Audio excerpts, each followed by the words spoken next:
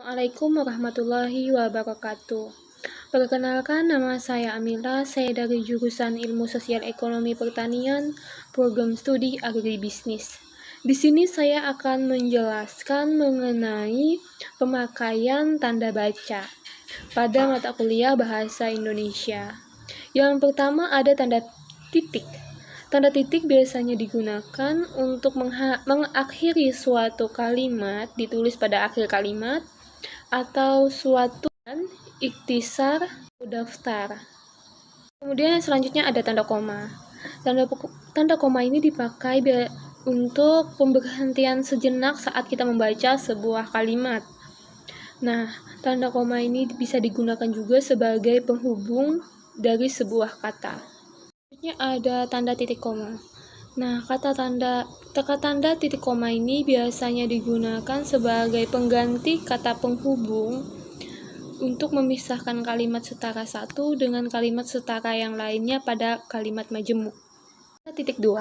Tanda titik dua biasanya digunakan pada pernyataan lengkap, pada akhir pernyataan lengkap yang biasanya diikuti pemerincian atau penjelasan. Tanda hubung biasanya digunakan pada kata yang mengalami pemenggalan oleh pergantian garis, bisa juga dipakai untuk unsur kata yang berulang. Selanjutnya tanda pisah. Tanda pisah dipakai untuk membatasi suatu penyisipan kata atau kalimat yang memberikan penjelasan di luar bangun kata atau kalimat tersebut. Kemudian ada tanda tanya. Tanda tanya ini biasanya ditulis pada bagian akhir kalimat tanya. Dan selanjutnya ada tanda seru. Tanda seru ini biasanya dipakai pada akhir kalimat seruan atau perintah.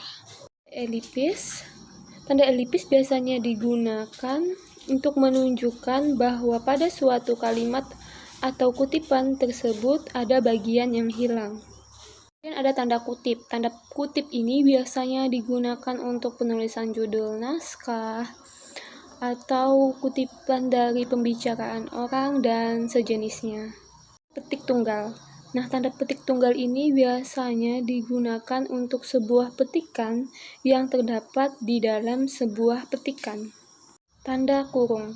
Nah, tanda kurung ini biasanya untuk mengapit sebuah penjelasan atau pengertian.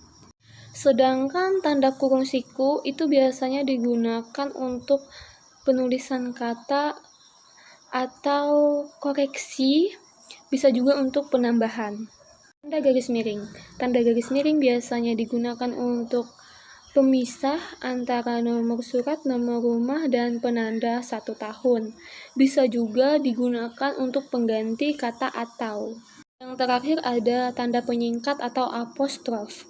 Tanda penyingkat ini biasanya digunakan untuk menunjukkan penghilangan kata atau angka tahun dalam konteks tertentu.